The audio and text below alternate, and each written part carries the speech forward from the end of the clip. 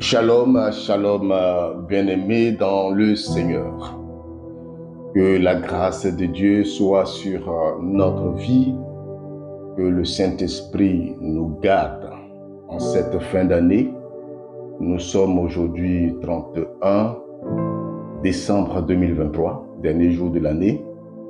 Je vous salue si cette vidéo vous trouve en 2024. Je souhaite très bonne année à chacun d'entre nous, que le Seigneur nous bénisse.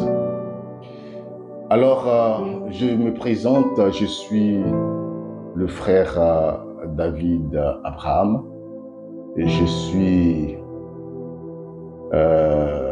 chrétien catholique, et je voulais me prononcer sur un sujet brûlant de l'actualité de notre Église. C'est très important parce que certains pensent que il y a des sujets qui relèvent de la seule compétence du clergé et que seul le clergé doit en parler. Je ne pense pas pour ma part. Je ne le pense pas pour ma part. En tant que membres de l'Église, nous avons tous le droit de nous prononcer sur tous les sujets de l'Église. Et nous avons la possibilité de faire des propositions pour que le corps du Christ puisse véritablement bien fonctionner. Parce que j'ai constaté, aujourd'hui je vais parler, je sais que ça ne va pas plaire à des personnes qui vont dire, mais écoutez, il est qui? Je ne suis rien. J'ai constaté que généralement, même quand des gens parlent, quand vous n'êtes plus de ce monde et que vous êtes de l'autre côté, c'est là qu'on vous trouve toutes les qualités. Et quand vous êtes vivant, tout ce que vous faites est mauvais. Même quand quelqu'un est mauvais, à partir du moment où il n'est plus de ce monde et qu'il est de l'autre côté, on lui voit les qualités. Je voulais raconter cette anecdote d'un monsieur que je connaissais très bien, qui avait vraiment une sale vie. Une sale vie, sincèrement, c'est quelqu'un qui avait une sale vie.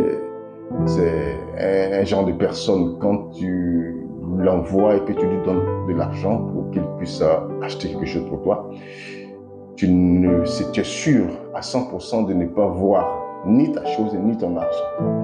Et ce monsieur est décédé. Et on m'a fait appel pour aller prêcher, voilà, parce que c'était quelqu'un quand même qui avait une famille chrétienne. On m'a fait appel pour prier. Donc, je suis allé prier là-bas. Et après mon exhortation, il y a eu un temps de témoignage sur la personne, sur le défunt. Et j'ai constaté que tous ceux qui témoignaient parlaient de ses qualités. C'était quelqu'un qui était gentil, serviable, tout ça. Parce qu'il n'est plus de ce monde. Donc, aujourd'hui, peut-être ce que je vais dire va énerver des personnes, mais je le dis parce qu'il faut que chacun bâtisse pour l'Église. Chacun bâtisse pour que le monde soit saint. Je voulais saluer les évêques africains. Les évêques africains qui se sont braqués contre la décision de la bénédiction des couples homosexuels. Que Dieu vous bénisse. Je commence par saluer le cardinal Jean-Pierre Boutou. Je salue les évêques de Côte d'Ivoire, les évêques du Bénin, les évêques des autres pays africains qui se sont prononcés. Très, très, très bonne décision. Vous savez, quand j'ai appris cette nouvelle, du coup, moi, personnellement, je n'ai pas été surpris. En tant que fidèle catholique, je n'ai pas été surpris. Et je vais vous dire pourquoi.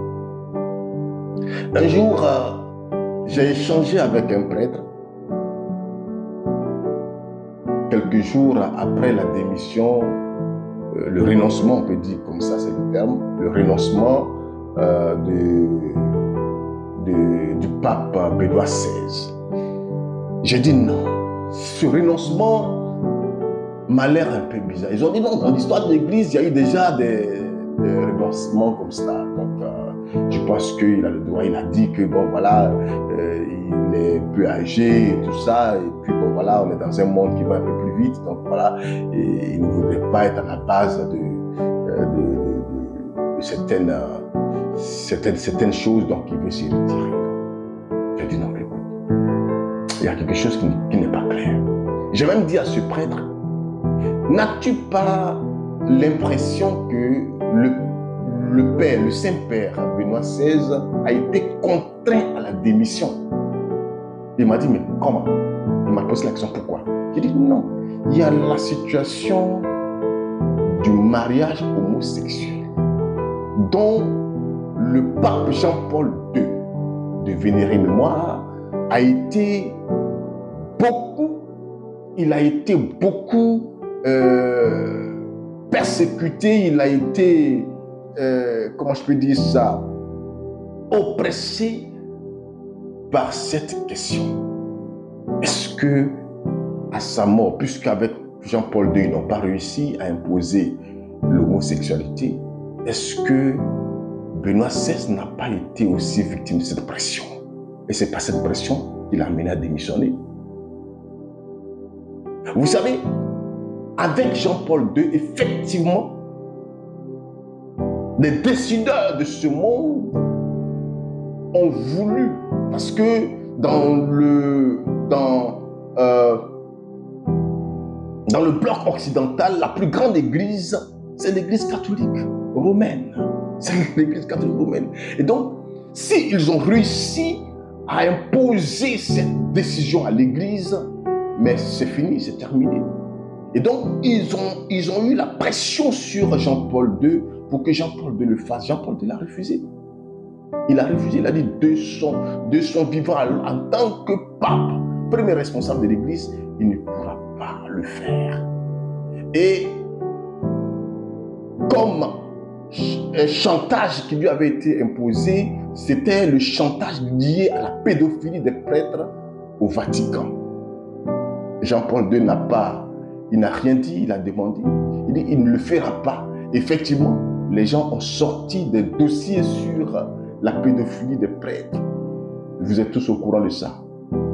Jean-Paul II a demandé pardon au nom de l'Église. Parce que c'est un fait grave des enfants qui sont victimes de pédophilie de la part des prêtres qui sont censés sanctifier l'Église. C'était un coup dur. Mais Jean-Paul II est resté calme et il a présenté des excuses publiques au nom de l'Église. Et il a pris même des décisions. Beaucoup de ces prêtres qui ont été rendus coupables de ces faits ont été radiés simplement. Donc ils ont vu qu'avec Jean-Paul II, ils ne pouvaient pas. Et donc ils ont poursuivi avec Benoît XVI. Ce que je dis, c'est une analyse. C'est une analyse. Vous savez, la force d'une analyse, c'est que souvent, on fait des recoupages des faits et la conclusion peut être fausse, mais souvent aussi elle peut être vraie. Je pense pour ma part que Benoît XVI a démissionné parce qu'on a voulu lui imposer cette décision de l'homosexualité. Donc celui qui vient après Benoît XVI, il venait avec une mission principale: marier les homosexuels dans l'église. Écoutez, la décision de bénédiction des homosexuels, bénir les homosexuels, on me dit non, ce n'est pas le mariage, mais c'est bénir. C'est la même chose. On bénit ce qui relève d'une grâce. Vous voyez, quand un couple se marie, c'est une bénédiction, c'est une grâce. Donc ils viennent et puis on bénit. On a acheté une nouvelle voiture, on bénit. Un bébé est né, on le bénit. Donc, des bébés se sont mariés, on les bénit. Regardez des choses comme ça. Et c'est ce qu'on veut demander à l'Église. On veut demander au corps du Christ. L'Église a pour mission d'apporter la lumière. Jésus a dit, allez par le monde entier et faites de toutes les nations mes disciples. Faites de toutes les nations mes disciples. L'Église ne doit pas être dans le suivisme. Si le monde veut faire ces choses, qu'il le fasse, mais pas avec l'Église. C'est pourquoi je félicite le courage des évêques catholiques d'Afrique qui se sont bradés contre cette décision. Seulement pour ma part, cette décision, ce refus n'est pas suffisant. Pourquoi? Je vais vous expliquer. Il n'est pas suffisant. Il faut encore aller plus loin. Pourquoi? Parce que on a nos frères qui sont prêtres dans les pays occidentaux. Et là-bas, il n'y aura pas de problème. Ils vont bénir les homosexuels. Imaginez-vous un prêtre ivoirien en France en train de célébrer l'Eucharistie. Il est seul à l'autel et on lui envoie un couple pédé. Il doit les bénir.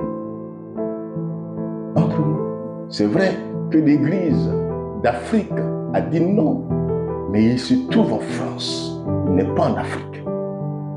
Qu'est-ce qu'il fait? Il est à Rome. Qu'est-ce qu'il fait? Il bénit ou il bénit pas? Il se trouve aux États-Unis. Qu'est-ce qu'il fait? Il bénit ou il bénit pas?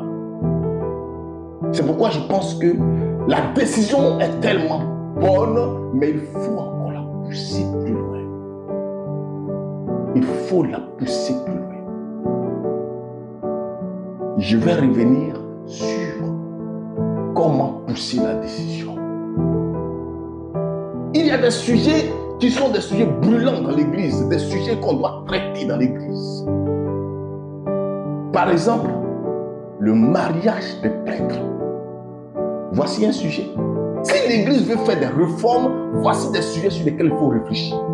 Les prêtres ont été mariés à un moment donné, jusqu'à ce que, à un moment donné, on dise non, les prêtres ne se marient plus pour des raisons que l'Église connaît, mais nous on ne sait pas. L'Église sait pourquoi les prêtres ne se marient pas.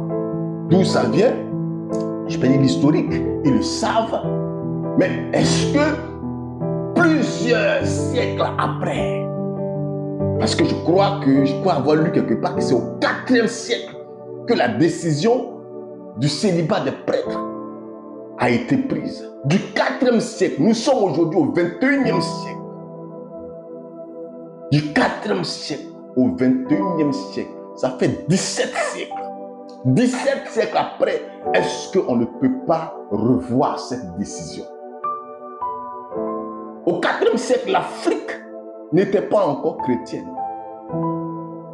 Et donc, nous, on a connu l'évangile ici à partir du 18e siècle par là, 19e siècle pour d'autres pays.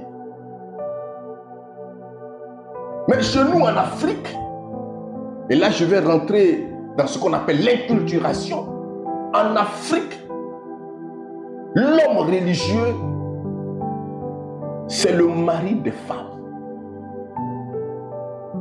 Généralement, allez-y voir les religieux africains. Je ne parle pas des chrétiens, je parle des religieux féticheurs, voilà ce qu'on appelle les féticheurs et autres, hein, les charlatans. C'est les maris des femmes. Il n'a même pas une femme, il a beaucoup de femmes, parmi lesquelles celles qui sont venues se faire consulter. Parce qu'une femme qui a des soucis, qui a des difficultés, qui a été malade pendant des années, elle vient voir un homme religieux et puis voilà, le monsieur prie, enfin du moins s'il fait ce qu'il a à faire pour elle et puis elle retrouve la satisfaction, la guérison, la délivrance. Souvent, certaines femmes décident de ne plus partir. Elles lui disent, épouse-moi, prends-moi comme ta femme. C'est pourquoi ne soyons pas surpris. Souvent quand des religieux se rendent coupables de certains actes envers des femmes, à ces personnes-là, vous allez leur dire de ne pas se marier. Je pense que s'il y a un sujet sur lequel on doit réfléchir, c'est ce sujet-là. Ce n'est pas une affaire d'homosexualité. L'homosexualité, elle n'est même pas c'est même pas une affaire, c'est une bestialité. La Bible dit c'est une abomination. C'est une abomination. Alors l'Église ne peut pas se rendre coupable d'une abomination. C'est pourquoi je dis, notre Église africaine, c'est vrai, on a dit non, mais il faut aller plus loin. Parce qu'on a nos parents qui sont en Occident. Ne vont-ils pas les contraindre à bénir ces couples? Donc qu'est-ce qu'il faut faire? Il faut couper le cordon avec l'Occident. Pourquoi? Parce que d'abord, je pourrais peut-être vous sortir une disposition doctrinale, même si je n'ai pas les textes devant moi, mais vous pourrez peut-être le savoir.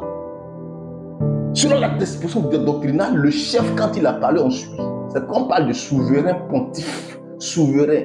C'est-à-dire, on ne conteste pas la décision d'un souverain. À partir du moment où la décision du souverain est contestée, c'est-à-dire qu'on ne le reconnaît plus comme souverain. On a contesté sa décision, donc on ne le reconnaît plus comme notre souverain. Il faut que les choses soient claires. Il n'est plus notre souverain. Donc il faut couper le cordon entre l'Église africaine et l'Église occidentale.